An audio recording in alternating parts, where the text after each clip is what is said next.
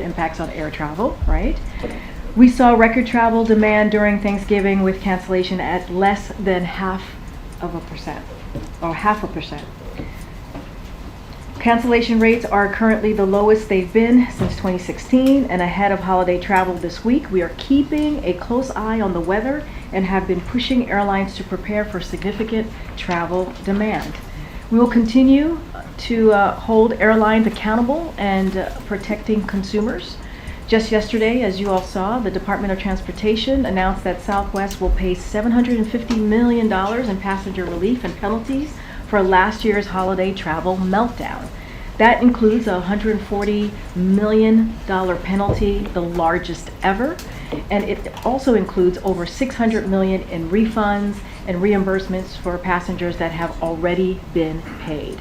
We also requiring that Southwest reserve $90 million to compensate future passengers whose flights are affected by controllable cancellation and delays. These historic steps send our message to airlines loud and clear. If you fail to take care of your passengers, you will be held accountable. And as you all know, the Admiral is here today to discuss actions that we are taking with our partners to combat threats posed by the Houthis in the Red Sea. With that, Admiral. Good afternoon. As Karine said, I think you know earlier this month, National Security Advisor Jake Sullivan announced that the United States would rally the international community to address the increasing threat posed by Houthi attacks on shipping in the Red Sea. Yesterday, less than 2 weeks since Jake was right here at this podium, the Department of Defense announced Operation Prosperity Guardian and the formation of an international coalition of countries to counter these threats. Now, ships and aircraft from multiple nations are and will continue to join the United States in conducting maritime surveillance and taking defensive action as appropriate to protect commercial ships from the threat posed by the Houthis. This operation is an important new multinational security initiative under the umbrella of Combined Maritime Forces and the leadership of its Task Force 153. And 153 is focused on the Red Sea specifically. From the beginning, we've said that this is an international challenge that requires collective and international action.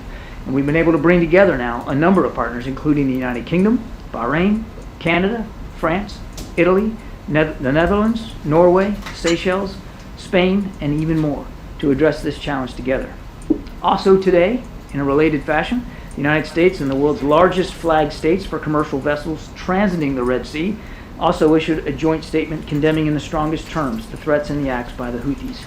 This joint statement has 44 signatories, including NATO, the entire EU and G7, as well as Australia, Canada, Bahamas, Malta, New Zealand, Singapore, and Yemen. Secretary Austin also convened in the region a meeting with ministers, chiefs of defense, senior representatives from 43 countries, as well as the European Union and NATO to discuss what we're doing in response to this increased threat.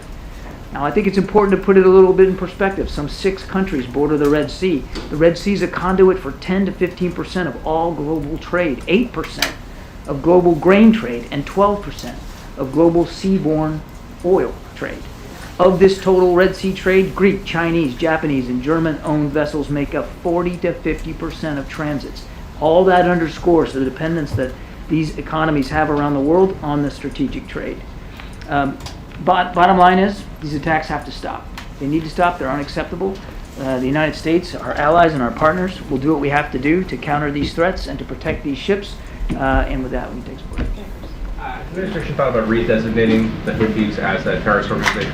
Yeah, we're actually conducting a review right now on whether that's the right course forward. We've talked about that. No decisions made right now. And when do you expect a decision on that? I don't have a timeline for you, but we are reviewing that designation as we speak. And one more question. There are some unnamed countries that are currently involved in the Red Sea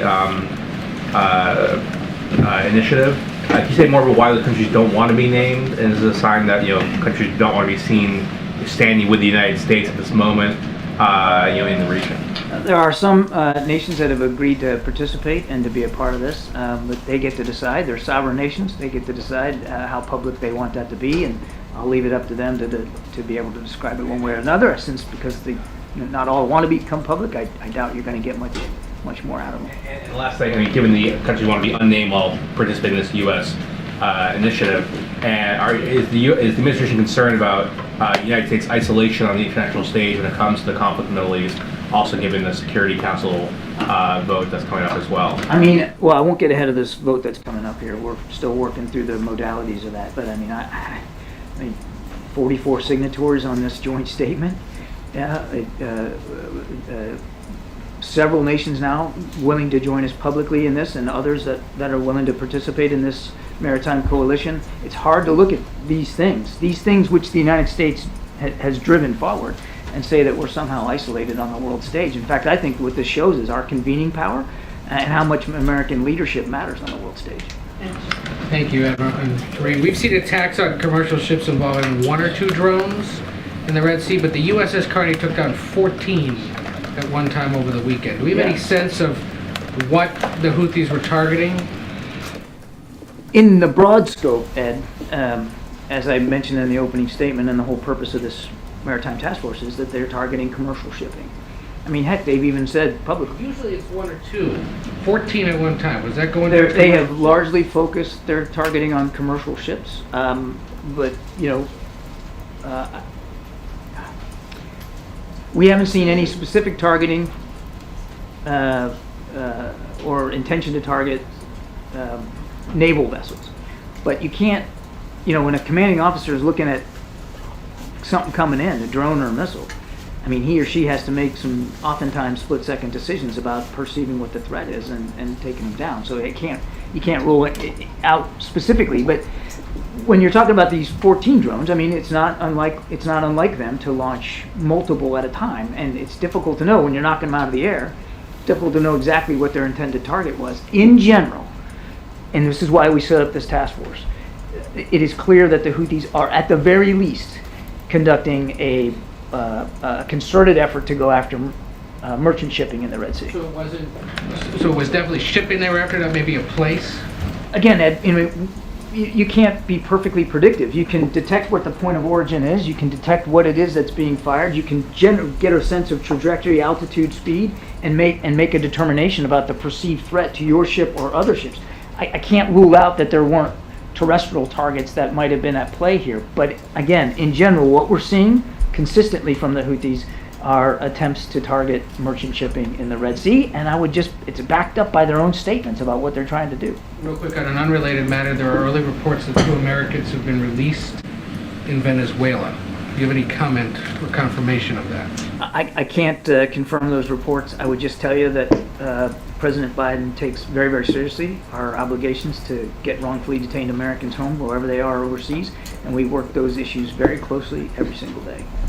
Thank you. The Houthis have made it pretty clear they don't care about this multinational task force. They don't care how many ships we park out there. It's not going to deter them. So is this really going to do the trick? Are you seeing any signs that this is actually going to deter them, or is it time to consider taking military action? Well, now it just started, didn't it? And there's going to be a whole lot of hardware in the Red Sea now, naval hardware, not just from the United States, but other ships from other nations, to counter these threats. So let's see where it goes. I mean, it's up and running now. We hope it gets stronger and we're able to add additional countries and additional capabilities to it. I'm certainly not going to telegraph any punches one way or the other.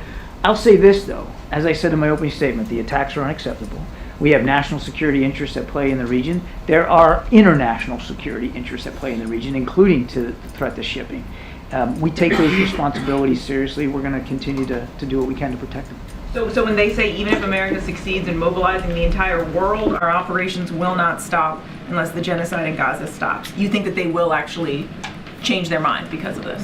That's a great question for the Houthis. What I can tell you is we are not going to stop protecting our national security interest in the region. Thank you. Can you talk specifically about why Saudi Arabia and the UAE are not part of this multi-country coalition? I would let every nation who is a member, whether they want it acknowledged or not, speak for themselves. Does the U.S. want them and other Arab countries to participate?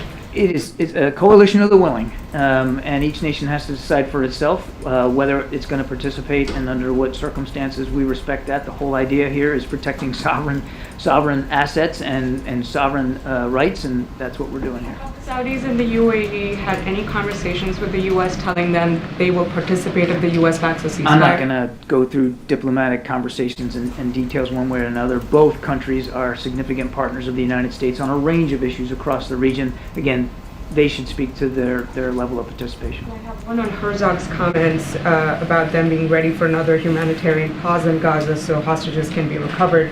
As far as you can tell, how many more American hostages remain held by Hamas, and does a Herzog comment suggest a pause in hostage release are imminent? As far as we can tell, and I'll caveat this as I have many times, our knowledge is not perfect, but we think there's still about 8 Americans that are still being held hostage, with some 140 total that we believe Hamas and other groups hold. I don't have an update for you on the progress of talks to try to get another humanitarian pause in place so that we can get hostages out. We continue to work this literally by the hour. Thank you, Karine. Pope Francis suggested that Israel is using terrorism tactic after 2 Christian Palestinian women were shot dead by the sniper in a Gaza church. Also, there is disturbing images emerging again of hundreds of people being rounded up by the Israeli army, and including a testimony by them saying that they're not connected to Hamas. Do you raise these things with the Israelis, and can you consider them as serious incidents? Because obviously to round up hundreds of men means that a senior commander has to take a decision. In the aggregate, we have and will continue to have conversations with our Israeli counterparts about abiding by the law of armed conflict, about humane treatment of detainees and fighters who are taken off the battlefield. They understand those responsibilities, but yes, we continue to raise that with them. And as I said yesterday, we have specifically asked questions about this shooting at the church. One more question. A major Israeli newspaper, Yedionot Ahronot, headline is how John Kirby became one of Israeli leading spokespeople. Is that okay with you to be portrayed as a spokesperson for a foreign country, even if this country is an ally of yours? I'm a spokesperson for the National Security Council and for President Biden on national security issues. Admiral, is the U.S. seeking China's help in deterring these attacks? Again, every nation has to decide for itself, Gabe, to what degree it wants to counter the Houthi attacks. And I think where China could be helpful, quite frankly, is more with the influence that we know they have in Tehran, the conversations that they can have with the supreme leader. And we have in the past, and we continue to encourage the Chinese to use that influence, use those conversations to lean on the supreme leader and Iran to stop their support for the Houthis. You know, Tehran, has the U.S.'s assessment of Iran's direct involvement or any direct involvement in any of these attacks changed? All I can tell you is what I've said before. I mean, they are certainly providing the means, the tools, the capabilities, the weapons through which the Houthis are conducting these attacks. The Houthis may be pulling the trigger, but as I've said, Iran's giving them the guns. And one last question, Admiral. We're about to hit a milestone of 20,000 Palestinians killed, according to the Hamas-run health ministry. I know the president before said that he didn't always trust those numbers, but does the U.S. believe that we're about to hit that milestone, 20,000 Palestinians killed? Difficult to have a great fingertip feel on the exact figures. That said, we know that many, many thousands of innocent people in Israel and in Gaza have been killed and or wounded by the conflict. We don't want to see we don't want to see conflict go on one more day. And it could end today if Hamas would surrender those responsible, get rid of the hostages, or release the hostages, and immediately lay down their arms. That's what needs to happen here. I know you said a minute ago that you didn't want to get ahead of the Security Council vote. Does that mean the U.S. is still determining how it will vote on this resolution? We're still working through the modalities of the resolution. That's how I'll leave it. Can you say broadly what the U.S. hopes to accomplish at the UN through this resolution? Again, I don't want to get ahead of a resolution that hasn't been voted on yet, Kevin. We're still working through the modalities of that. It's important for us that that the rest of the world understand what's at stake here, and what Hamas did on the 7th of October, and how Israel has a right to defend itself against those threats. You talked a minute ago about the support that the U.S. has seen from its allies in terms of the Red Sea. At the same time, over the weekend, we heard the UK and Germany come out in support of what they called a sustainable ceasefire. That's similar language that we've heard from Canada, Australia, New Zealand. We've heard France call for an immediate and durable ceasefire. The president is someone who came into office talking about restoring alliances, the importance of being on the same page as our global partners. Is he at all concerned that there's a risk that the U.S. seems out of step on this particular issue with some of its closest allies? No, as a matter of fact, as I said, across the board, we're seeing how important American leadership is on the world stage here. Every nation can speak for itself, but France and the United Kingdom are terrific, close allies and friends. That's not going to change. And as I've said before, again, I can't speak to the nuances in what they've said. What we've said is we don't support a permanent ceasefire at this time. It would simply validate what Hamas did on the 7th of October. It would leave them in power in Gaza, which is unacceptable to us and to our Israeli friends. And of course, it would give them a much longer timeline to prepare and plan additional attacks. We do support smaller, more localized, more targeted humanitarian pauses to get hostages out and to get more aid in. Go ahead, Jane. Jane? Thank you. Thank you, Karine. Can you hear you? I have two questions. North Korean Kim Jong-un's recently series of ballistic missile launches and meeting with Russia, China, and North Korea's foreign ministers. How do you view all of this? We have seen a growing desire by Russia and China, certainly, but to some degree, including North Korea, to increase and improve their communications with one another. These are three nation states which bristle at the rules-based order that the United States and our allies and partners have helped stabilize here and put in place since the end of the Cold War. We still believe that rules-based order matters. And that there are certain nations that would like to act in ways inimical to that order. That's why the president has, for his part, worked to shore up our alliances and partnerships in the Indo-Pacific to a degree that we've not seen at all in so many recent years, and to improve and deepen our security cooperation with the Republic of Korea and with Japan. I mean, Jake was just out there in Seoul, as you know, talking to his counterparts in both countries. So we're comfortable that we're moving that process forward. Kim Jong-un criticized the United States, South Korea, Japan missile warning information sharing, and Kim Jong-un threatened to attack the United States with nuclear weapons if the Washington decided wrong direction. How will you react to this? I'm not going to get into a hypothetical. Jenny, you and I have talked about this a gabillion times. We take our responsibilities seriously to our allies, Japan and the Republic of Korea. We recognize the growing threat that Kim Jong-un and his regime present to the region, and that's why, as I said, we're doing everything we can to revitalize those alliances and partnerships. We've added military capabilities to the region, including intelligence collection capabilities, and that's not going to change. Look, we've said before, we would be willing to sit down with Kim Jong-un without preconditions to start to talk about the denuclearization of the peninsula. That remains the case today. He hasn't been able or willing to take us up on that offer. John, it's been a few days since Putin said Russia wants to reach an agreement on the return of my colleague Evan Grishkovich as well as Paul Whelan. Has that led to any uptick in the number of calls, conversations between the administration and Russia? And is there any updated outlook from the administration on whether their release may be secured in the next few weeks or in the near term? Well, with the caveat that I won't talk about the specifics of negotiations lest I say something here publicly that could put them at risk. We have made a serious proposal for Evan and Paul recently, which was rebuffed by the Russians, regardless of what Mr. Putin says.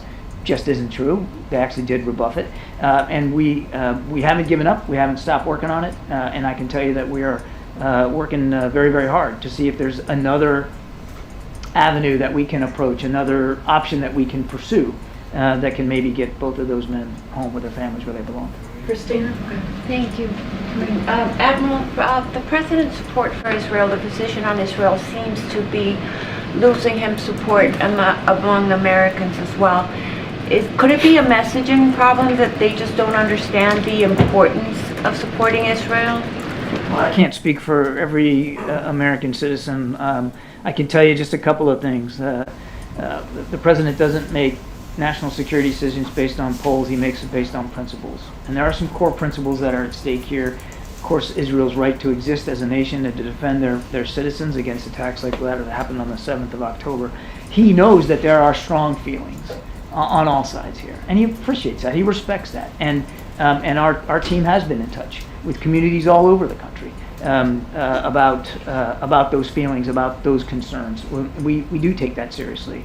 And that's why, in addition to making sure that we can help Israel defend itself, we are also leading the world in terms of trying to make life better for the people of Gaza right now. We are the one country that has really led the effort to get additional humanitarian assistance in. Now, obviously, we have partners helping us, but I mean, it's the United States really pushing and convening those discussions to get humanitarian assistance in, and we continue to talk to our Israeli counterparts, as Secretary Austin did yesterday, as Jake did a few days ago in Tel Aviv, to be more careful, more cautious, more deliberate in the way that they are pursuing their military operations, particularly as they now gravitate more to the south. And they have been receptive to those messages, and as I've said many times, they have taken some actions to be more careful. Thank you so much. We've heard various proposals for international trusteeship in post-war Gaza, including one from former Prime Minister Ehud Olmert, who's suggesting, let me say this carefully, an international peacekeeping force drawn from NATO countries and overseen by the UN. How do you feel about that? How does the White House feel about that? Or would you rather see trusteeship under, Arab missions? I don't think we're at the stage right now where we can endorse one particular option or another. What we believe, as I've said before, is that whatever post-conflict Gaza looks like, it can't look like it did on the 6th of October with Hamas in control. We do believe that the Palestinian Authority can and should have a role here. But we also believe that the Palestinian Authority has some work to do in terms of revamping and revitalizing its own structures, its own organization, its own leadership approaches, so that it can be credibly involved in governance post-conflict. Do you have a preference for whose auspices they should do that under? Again, we're still working our way through the modalities of what that can look like, but we do believe that the Palestinian Authority can and should have a significant role in terms of what governance looks like in Gaza post-conflict. And then on this naval mission, how does the White House see the scope of it, and how do you keep this from metastasizing into a larger, wider conflict? It's going to be scaled to the threat, and right now there's an increasing threat by the Houthis in terms of drones and missile attacks on commercial shipping. So again, we're grateful for the countries that have signed up to support this. We'll see, it's just now getting started, so it's too soon for me to say that what its trajectory is going to be, whether it's going to get much bigger or need to get much smaller, or where it's going to, or how its operations are going to be conducted. But this is something that international navies know how to do and know how to work together to counter. So we'll see where it goes. But it is an important body of water, an international waterway for global commerce, and we have to, all of us, not just the United States, all of us have to take that responsibility seriously to keep that free flow of navigation. John, good afternoon. Shipping companies, including Maersk, are rerouting. They're not going anywhere near the Red Sea, as you know. How much do you anticipate that could interrupt the global supply chain? It's hard to say right now. These companies obviously have to make their own decisions based on the safety and security of their vessels and their crews, and we respect that. But I think it's just too soon to know what kind of impact it's actually going to have on the global economy. That's why, quite frankly, because we're trying to get ahead of the problem set here, that's why we're standing up this coalition and trying to flesh it out and be able to counter these threats so that transit through the Red Sea can be safer and more secure than it is right now. If a drone is coming at a merchant vessel, can Operation Prosperity Guardian protect that vessel from being struck? Is that even possible? Is your question, can we shoot down a drone that's headed towards a... They're not going to be, the convoys are spread out far apart, right? They're not going to be escorting them very close. Okay, so two things. Number one, yes, and we have. We've already disrupted threats to commercial ships that we've been able to detect and engage them in flight. So the first answer is yes. Secondly, and I know I got to get going here, but this isn't about You shouldn't think about this in terms of World War II aggregating of fleets. I mean, these vessels will be operating as one unit as part of a task force, but they will be placed in the Red Sea as appropriate to the presence of commercial vessels and as appropriate to the threat coming out of Yemen. And so the great thing about ships is they move around, and they'll move around as appropriate.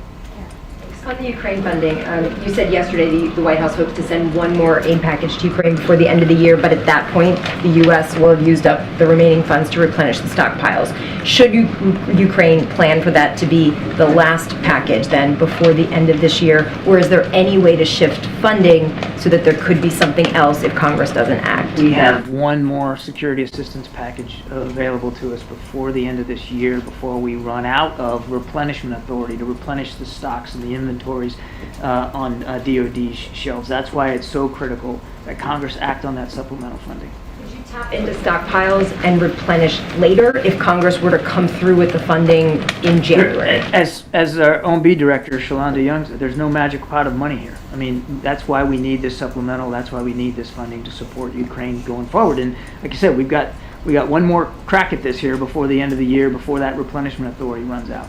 Two more, James, and then Julie. Karine, thank you very much. And I have two quick yes or no's and then one more substantive question.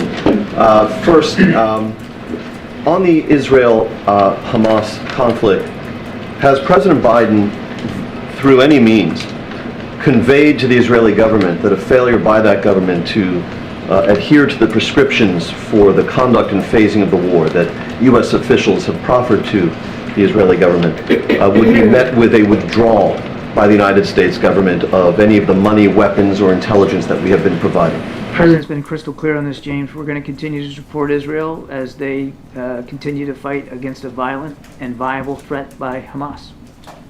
Second yes or no question, is President Biden committed to getting Lieutenant Alconis home to his family before Christmas?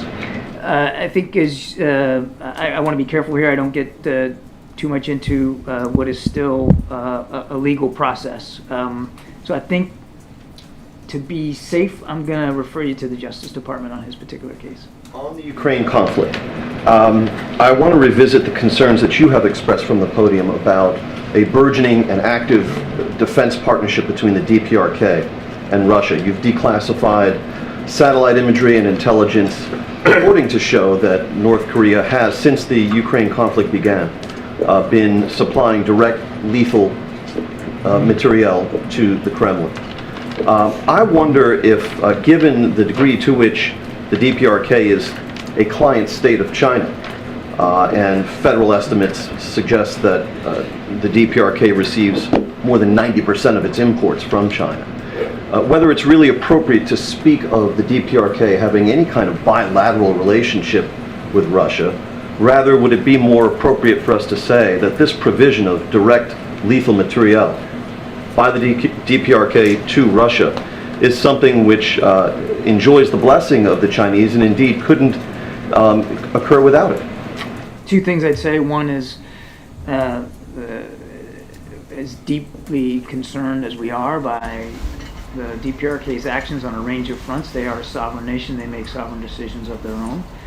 Number two, we have not seen any indication that the People's Republic of China have acted to directly provide lethal military capabilities to Russia. I think that's how I'd answer that.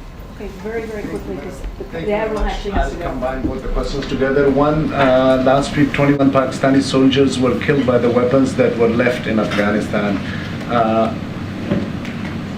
Were those weapons left there?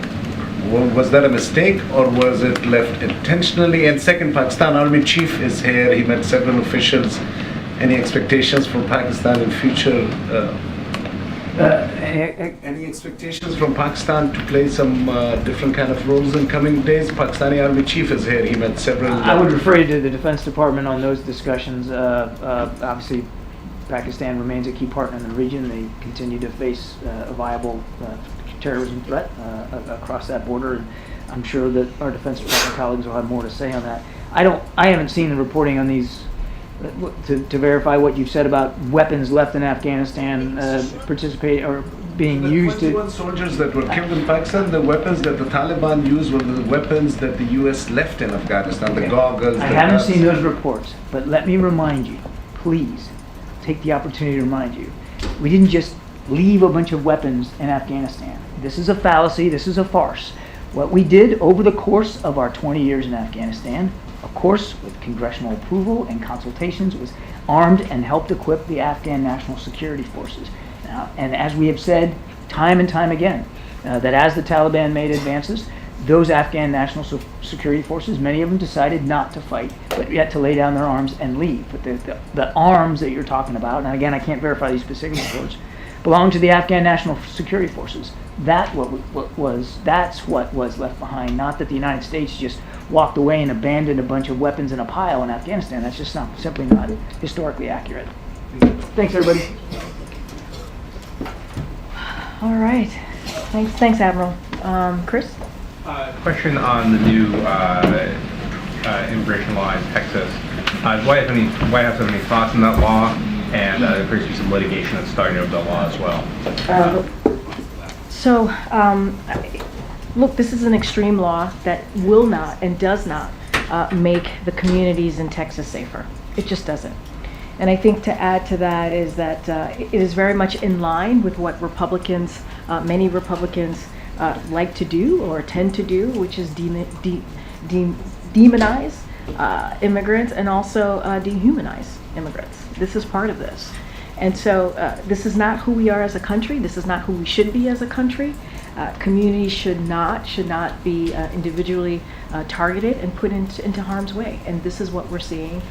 Again, this is something that Governor Abbott has done over and over again. There are plenty of examples that I've listed out from here before, whether it's leaving migrants in the side of the road in the middle of winter, installed razor wire near the border, making it more dangerous for Border Patrol to do their jobs, and placed bayous in the river, making it harder for Border Patrol to do their jobs as well. So this is certainly extreme as we see it, and it is incredibly unfortunate, but this is what we see from particular Republicans trying to dehumanize a group of people who are coming here, or some of them trying to migrate here, and they're putting them in harm's way. The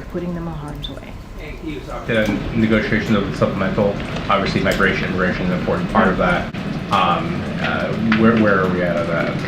So look, the president has been very clear that he wants to make sure that we come to a bipartisan agreement on this issue, and that border security obviously is important, and we need to figure this out in a bipartisan way. And so he's encouraged by the discussions that we've been seeing. There is progress that is happening, and the president also believes that we need to fix immigration, right? This is why on his first day in office he put forth a comprehensive immigration legislation, and he took this very seriously.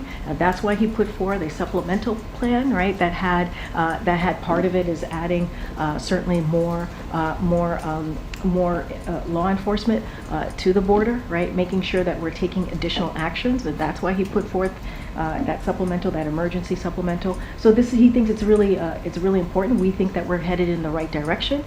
We are encouraged by the discussions that are happening on the Hill, and so we want to make sure we get to a bipartisan agreement on this. Okay. On the Texas immigration law, the ACLU has already filed a lawsuit. Does the president support the government also taking legal action here? So the Department of Justice, they're going to decide whether they're going to file a lawsuit here. Certainly, I'm not going to get ahead of that. In 2012, the Supreme Court upheld the rule that the federal government, not individual states, have the authority to decide who gets into the country. But this is now obviously a more conservative court. Are you concerned that the position may now be changed, that a conservative court could use this to revisit? Look, I can't speak to the conservative court. You said it in your question to me, which is like the federal court, not individual state, is in charge of determining how and when to remove non-citizens for violating immigration laws. That is where that sits, and that's where that belongs.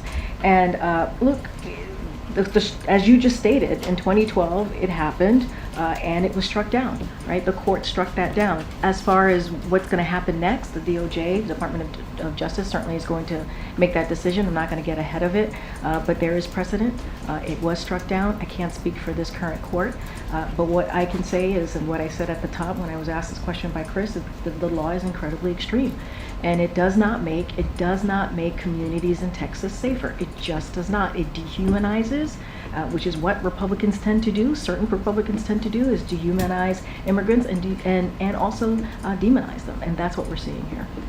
Thank you, Karine. Quick question on the U.S. Steel acquisition. Several lawmakers, including John Fetterman, have come out now against the U.S. Steel acquisition by Japan's Nippon Steel. Just wondering how the White House views this proposed deal, and do you have any concerns around market consolidation or national security? So given this could potentially be a regulatory review, I'm not going to speak to any specifics of this transaction, so I'm going to be very careful. But what I can do is speak about it more broadly. And one of the things that I can share that the President believes is that steelworkers' commitment to protecting American manufacturing that supports family, sustaining union jobs, that is something that the President supports. That is something that the President certainly shares with steelworkers. But I'm going to be super mindful and certainly not comment on the review. And I'll also say that the President is committed to competition because he knows competition means lower costs for consumers and higher wages for workers. That's incredibly important, but going to be really careful on not saying too much, again, because this might be under regulatory review. A quick one on the Vice President's abortion tour. She's starting the tour in Wisconsin in January. Is this tour primarily going to focus on battleground states? And also wanted to know if the President at any point will be joining her? So your last question first. I don't have any plans or announcement to make this time on the President's plans, but certainly we'll have more to come. As to the Vice President and where she's going to be going, there'll be certainly more to share. I'll share a couple of things more broadly. As you just stated, she's going to kick off a nationwide reproductive freedoms tour to continue fighting back against extreme attacks on reproductive care. She will hit the road in states across the country, bring together thousands of people, and discuss the harm caused by extreme abortion bans while sharing stories of those who have been impacted. The tour, as reported, it's going to be kicked off in an event in Wisconsin on January 22nd, which is, as I'm sure you all are following, is the 51st anniversary of Roe v. Wade. And since Roe v. Wade was overturned, Republican elected officials have imposed dangerous abortion bans that put the health of women in jeopardy. As we've heard stories over and over again, force women to travel out of state for care and threaten to criminalize doctors. So the President and the Vice President are going to continue to show their fight to protect women's right to make a decision on their own health care. And that decision, as we all know, is incredibly difficult. Those types of healthcare decisions that women have to make is incredibly difficult, and it should be something that they decide along with their family and their doctors. It should not be decided by politicians. Hundreds of Jewish facilities reported receiving false bomb threats over the weekend. The FBI has said that they appear coordinated and could have originated outside of the United States. Has the President been briefed on these threats? Can we expect to hear from him at any point on them? And what is the White House's current understanding of where this could have come from? So Kevin, thanks for the question. I think it's important, obviously, for Americans and the Jewish community to hear directly from us about this. We are closely tracking hundreds of emailed bomb threats to Jewish synagogues, schools, and other institutions over the weekend. Local and federal law enforcement are investigating each and every one of them. The President has been very clear, and I've said this many times right here at this podium, anti-Semitism, threats of intimidation or violence of any kind is unacceptable. It is dangerous, and there is no place of that type of threat or any threats of violence in America. The President and the entire administration are committed. We are committed to doing everything possible to ensure the safety of religious communities. Anything specific about these threats, as I mentioned, certainly looking at each one of them, I would have to refer you to the FBI or the local government. Was the President briefed specifically on? The President is aware of these threats, and obviously we will do everything that we can to ensure that that communities, the Jewish community specifically, as these threats are being targeted at, feel safe religious communities more broadly obviously feel safe. And so this is certainly this type of this anti-Semitism and hate is unacceptable, and we will continue to be loud and clear about that. Expect to hear from the president. I just don't have anything to share specifically about the president making an announcement or speaking to this directly. The FBI obviously is on top of this, working with local government. We have been very clear and steadfast and about this, about the type of hate that we're seeing against the Jewish community, and we've spoken out against hate on any community, and we have said there's no place in America for any type of violence, and certainly people should feel safe to be able to be in a synagogue or any religious community should be safe. Okay, Michael. Given the president's strong Catholic faith, what was his reaction to yesterday's announcement by the Vatican that priests can now bless same-sex unions? So I'll say this, the president, along with many Catholics around the world, welcomed a declaration from the Vatican, done with the approval of Pope Francis, that allows for the blessing of same-sex couples. And certainly anything specific we would have to refer you to the church, but obviously we welcome the step in the church ministry to the LGBTQ people. Okay, Emily. Thanks, Karine. I have two questions, but they're tied together. With the holidays coming up, which members of the Biden family will be spending Christmas with the President and the First Lady? And then I noticed today when the President arrived on Marine One that Hunter Biden and his son Beau were also on the helicopter with them. The White House provides to the public a list of staffers who travel with the President. Why don't they provide a list of the family members that travel with the President on these government-funded? I have to double check to see if that is indeed correct, because I did ask about that. So let me just double check. Look, I'll say this more broadly. Obviously, you've seen the president with his family these past couple of days, and I think you know why. They were observing a very somber anniversary for them, and so I'm not going to add anything more to that. But this was obviously a somber moment in the family, and so they were certainly together to acknowledge and take part in that anniversary. So we just want to be really sensitive to that and make that very, very clear. And don't have anything to add about the family. Obviously, the president is very close to his family as it relates to the holidays. He spends, obviously, every holiday with his family, mostly every holiday with his family. I just don't have a list of names to share with you at this time. Okay, JJ. I have a question about Apple, but just to follow up on Nandita's question about U.S. Steel, you said something about regulatory review potential for that. So it sounds like there's some expectation of potentially of a CFIUS review. I'm not going to get into. I'm not. There's potential for regulatory review.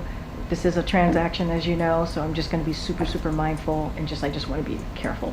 The president has been briefed on the sale of U.S. Steel. The president is aware. Okay.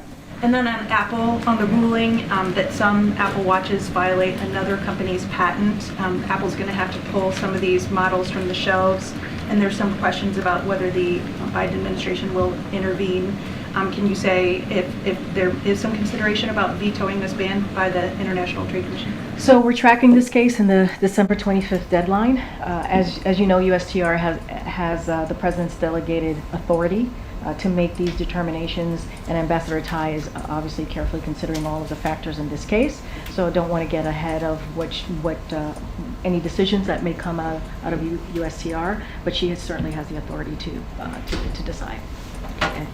On immigration again, you said the president's encouraged by the ongoing talks. Has he had any direct engagement with the bipartisan negotiating team? So don't have any readout for you at this time, Ed, but what I can say is the president certainly has been in touch, regular touch, with congressional members. He has relationships with some of them, having been the former vice president, obviously a former senator.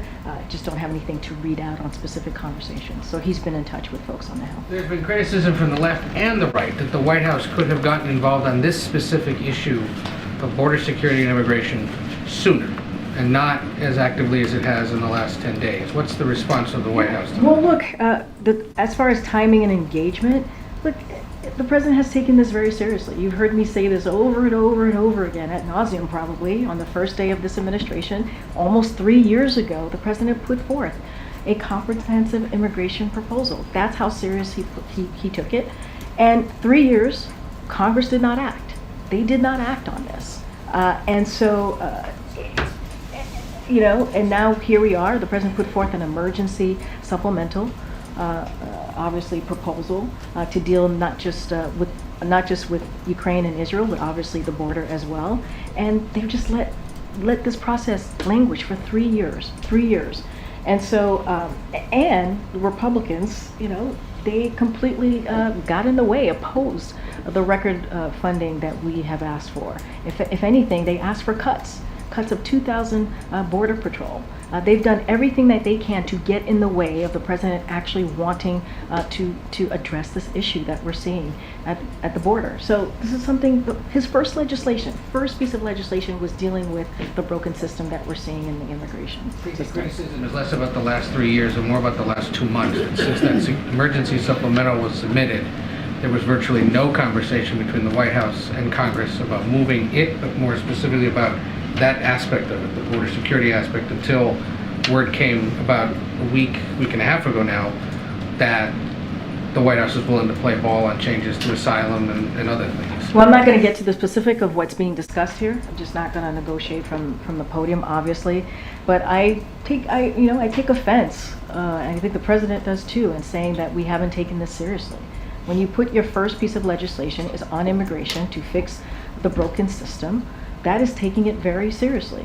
When you put out an emergency supplemental, which we put out weeks ago, that has the border, funding for the border, we take that very seriously. And then you have Congress, they put forward H.R. 2. They continue to get in the way, Republicans, to be more clear, on actually doing what the president is asking for, getting some record funding, making sure the law enforcement, CBP at the border, have what they need to deal with what's going on at the border. And so he's taken it seriously. Almost 3 years that we put forth this comprehensive piece of legislation on immigration. Again, on a system that has been broken for decades. Does the White House regret linking border funding and Ukraine aid? No, not at all. This is emergency funding. This is much needed funding. Let's not forget, this is a president, what he's asking for is dealing with America's national security as well, what he believes is important as a leader. So these things are, he put it forward because they're important, they're emergency needs, and so the president is always going to do what's best for the American people, but also our national security. And Karine, as this debate over money plays out in Washington, over the weekend in Chicago, a 5-year-old boy who was living in a migrant shelter died. His name was Jean-Carlos Martinez. What would the White House say to his family? That's devastating. A child dying, anyone dying, is devastating. Devastating. As someone who's a mom, myself, that is, when you hear stories like that, it is heart-wrenching. And I know that the president feels the same way. This is why we have taken this very seriously from day one when it comes to dealing with a broken immigration system. This is why the first piece of legislation that the president put forth was on immigration and doing everything that we can in a comprehensive way to deal with it. Our hearts go out to the young, this little boy's family. I can't even imagine what they're going through. I don't want to imagine what they're going through, but our hearts go to them, out to them. Some of the local officials in Chicago have gone so far as to blame the Texas governor for busing migrants into Chicago and have said that policy has led to situations like this one with a young boy. Does the White House share that view? So I'm not going to go into specific cases from here. We've always been very clear, and you heard me at the top, the first question that I got, that we believe that Governor Abbott's policies and his political stunts are not safe. They're not safe for the Texas communities and our CBP, our law enforcement on the ground who are trying to do their work. They put them in harm's way, and they dehumanize and demonize immigrants. That's what his political stunts do. I'm certainly not going to get into every specific case, but we've been very clear that what he's doing doesn't actually help.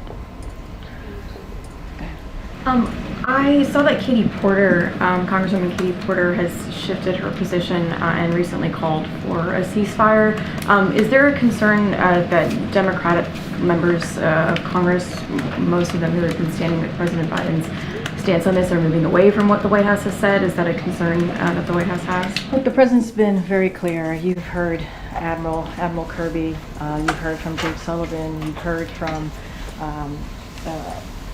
Secretary Austin, who's now in the region, and we've been very clear that we do not believe a ceasefire at this time, or ceasefire is going to is the right way to go. We believe in humanitarian pauses, right, in order to make sure that we get humanitarian aid and get hostages out and home to their families.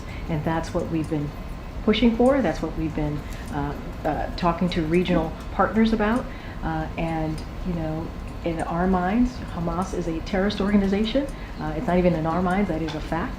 And if we do a ceasefire, it does not take away the harm that Israel is going to be in. And so that's kind of where we've been, and we've been pretty clear about that. Jackie. Will the White House announce Hunter Biden's presence on Marine One moving forward? That's something that we've never done. This is the family. The family gets to travel with the president, and that's been the case with every other president. And so it's not something that we have done or we would be doing moving forward. The reason I asked is just the legal trouble he's facing. Leaving him off the list would appear to some like an effort to conceal him. And I guess the question that it begs is, why does the president think it's appropriate that taxpayer dollars should be used to fly him around when he's been indicted and justified a congressional subpoena? So I would refer you to Hunter's personal representatives as it relates to any questions about the legal affairs. But as you know, as it relates to the past couple of days, as I just stated to your colleague, is that the president and their family were obviously it was a somber anniversary that they were recognizing, and so you could imagine what that is like for them. And I'll say lastly, and I've said this many times before, the president and the first lady love their son very, very much. But as it relates to anything in regards to his legal affairs, I would have to certainly refer you to his representatives. I just don't have anything else to add on that. Bidenomics, the White House is trying to sell this Bidenomics message heading into the election year. But we have a new Fox poll, and it shows that nearly half of voters, 46%, say the administration's policies have hurt them. And voters don't see the economy getting any better. They're twice as likely to see it getting worse next year. Why is that? So I'll say this, and we've talked about this many times, right? The last few years have been challenging for the American people. We know that. Coming out of the pandemic, when the president walked into this administration, the economy was in a tailspin. It was. And so the president did everything that he can to make sure that we get this economy back on track. And we understand that Americans, feel like things are still unaffordable. We get that. And that is something that the president has said himself very recently. And that's why he's going to continue. When it comes to, that's why the Inflation Reduction Act is so important. Matter of fact, no Republican voted on that act. If anything, they're trying to repeal some really important provisions that deals with lowering the prescription drugs, right? That deals with lowering health care, that deals with lowering energy costs. And so that is something that the president signed, and only Democrats voted for it, no Republicans did, and it's going to help the American people. And so there are historical actions that this president has taken that has shown, the data shows, that the economy is in a better place. But we understand that Americans don't feel it right now. That's why we're going to continue to talk about junk fees, making sure that that is something that we deal with, right? Making sure that we're beating Big Pharma and lowering drug costs for Americans. So there are ways that we're going to continue to make sure that the number one thing when it comes to Bidenomics that the president deals with, lowering costs, we're going to put that front and center. Matter of fact, the president's going to be in Milwaukee, Wisconsin tomorrow. You'll hear directly from him. He'll talk about Bidenomics. He'll talk about how small businesses is at the pillar of Bidenomics and how important it is. We have seen record application, more than 14 million applications for people wanting to start a small business. And that is because Bidenomics is indeed working. Thanks, everybody. minutes.